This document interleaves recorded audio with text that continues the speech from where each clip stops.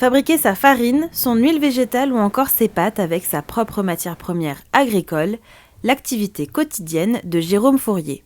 Depuis septembre 2021, cet agriculteur transforme une partie de son exploitation céréalière, un choix guidé notamment par la crise sanitaire.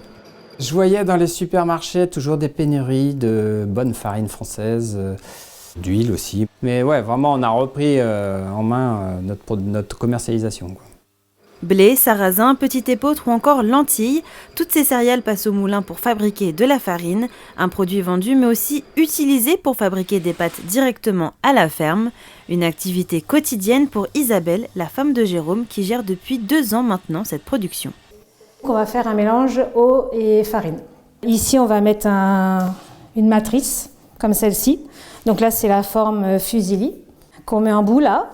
Et puis après, donc la pâte sort et remplit des clayettes. Et les clayettes, on les met dans le séchoir. Et la pâte va sécher entre 16 et 20 heures. Installé depuis 1996 dans la ferme familiale à Noflette, Jérôme Fourier cultive 185 hectares de terre à travers 16 cultures différentes.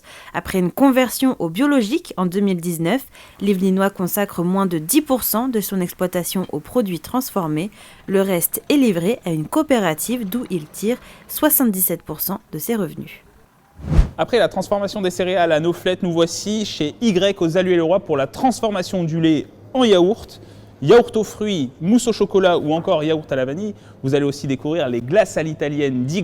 C'est parti.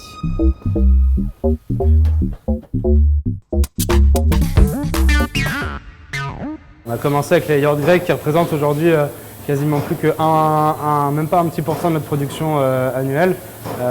Comme vous avez pu le voir, du coup, en plus du yaourt grec, on fait de la mousse au chocolat.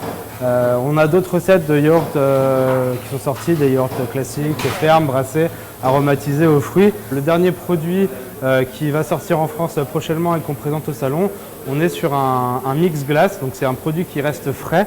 Donc c'est le mélange des ingrédients pour faire une glace qui ensuite, passée dans une turbine, donnera l'équivalent d'un sorbet ou d'une glace à l'italienne. Des glaces à découvrir au Salon de l'Agriculture sur le stand du département des Yvelines. Tout à fait.